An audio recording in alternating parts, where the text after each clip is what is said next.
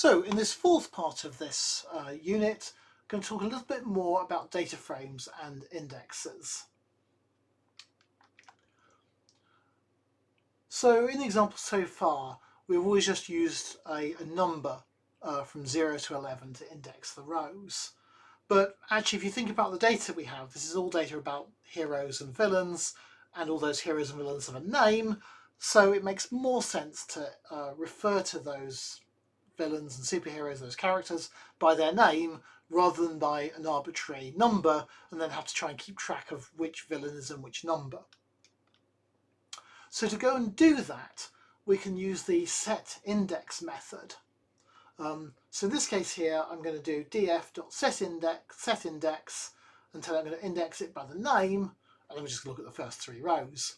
And you can see what's happened here is it's taken name away from being one of the columns and it's moved it over to the left hand side and set it as the index of the data frame. So just have to have a little side note here about what's going on. So in Pandas, when you do something, by default a lot of the time, Pandas will give you back a copy of the data frame with whatever change you've made to it. And the original data frame will continue to exist in memory as well. So that means that if I go back and look at the head of my data frame df, having just done setIndex previously on it, you'll see in fact it's gone back and I've lost that index and I've still just got name as an ordinary column and my rows are labelled by numbers. And that's because when I did df.setIndex, what it did was it created a new copy of the data frame, set the index on that one, gave that back to me, but because I didn't save it into a new variable, I just displayed it. As soon as I'd done that, I lost it. And the thing that I had that was called df, the original data frame, is still the same original data frame.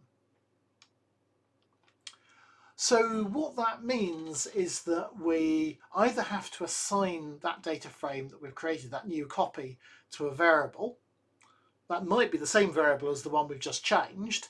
Or we need to go about telling it to change the data frame that we're actually working in.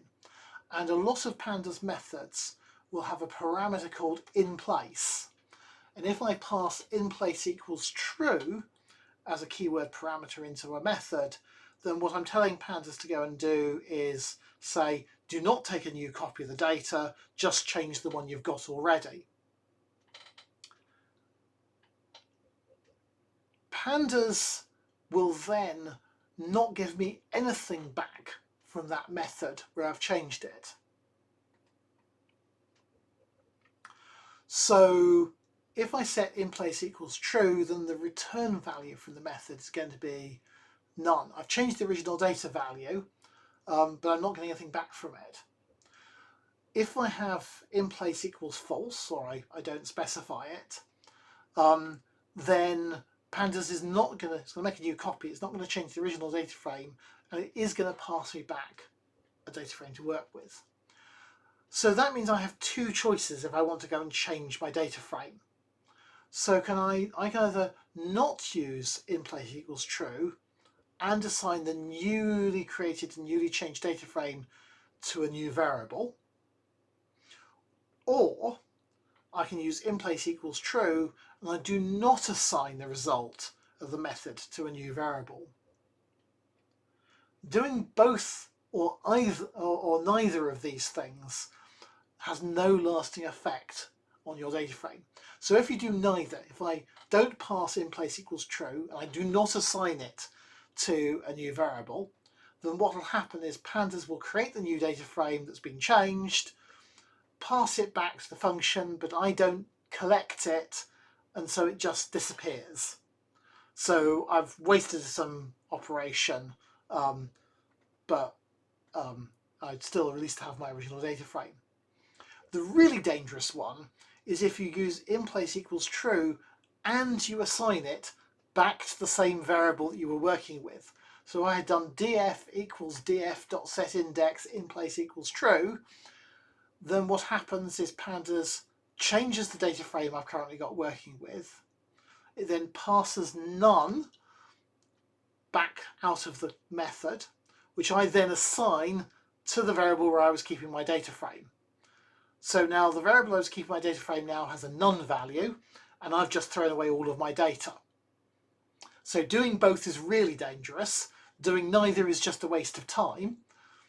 The correct thing is to either use in place equals true and don't assign it, or do not use in place equals true and do assign it.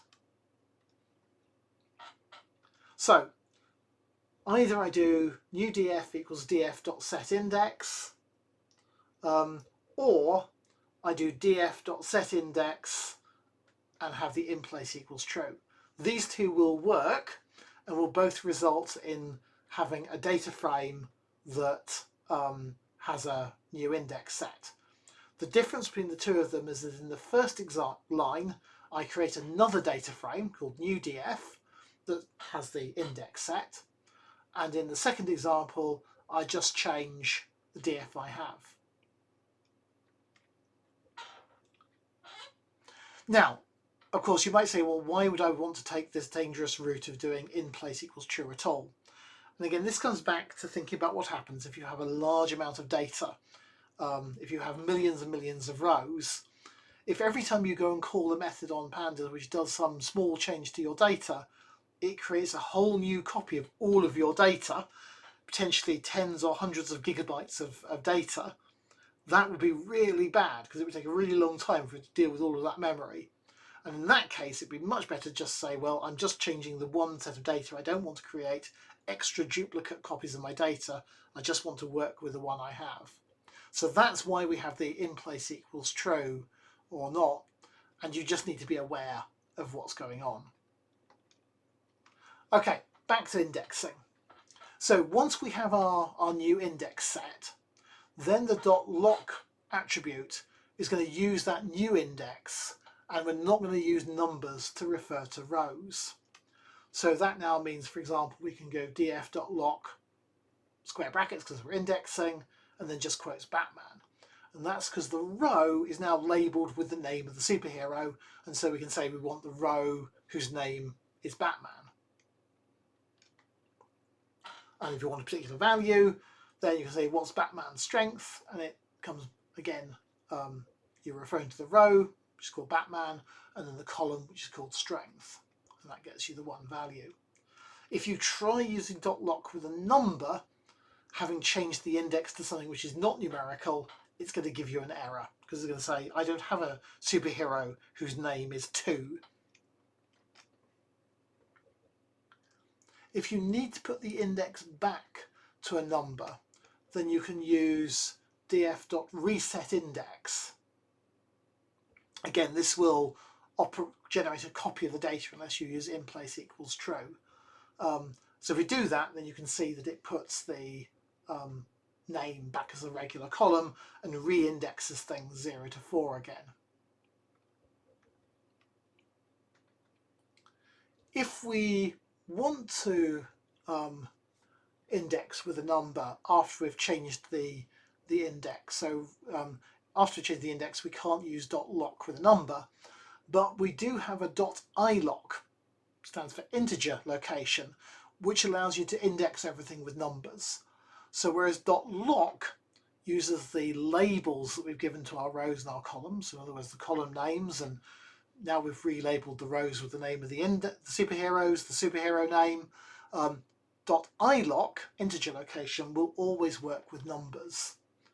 And so I can just put the numbers in and it will give me back. And as with NumPy, you can use slicing operators to get all of the rows and then for a particular column. So slicing works more or less the same way.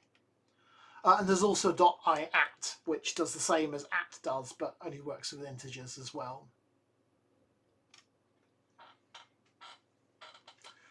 You do need to take care when you're changing the index, because again, it's quite easy to be destructive. So if you change the index, you lose the values from the old index. It just gets wiped out. So if the old index was just the automatically generated numbers, that's not really a problem. But if the old index you're just about to wipe out actually has useful information, then you're going to lose that information. So for example, if we start with our data frame that is indexed by the name of the character, and I then set the index to say it's alignment, then you can see what's happened is I've just lost all the information about the name of the character there. So that's not what we really probably want to have happen. The correct way to do this is to reset the index and then set it. Fortunately, you can do that all in one line.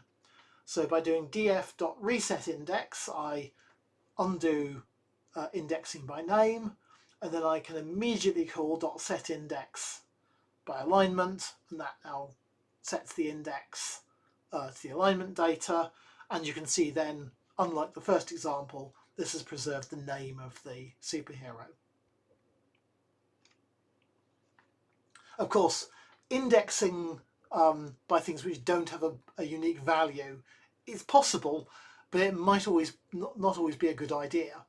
So for example, here we've indexed by the alignment, and if I now ask it for all the for the row with the value with the label good, of course what it gives me back is not one row, it gives me back multiple rows, because there are multiple rows which have the same label. So as I said, Pandas is quite happy to label rows with the same value. It's just probably not really what you want to go and do, ideally.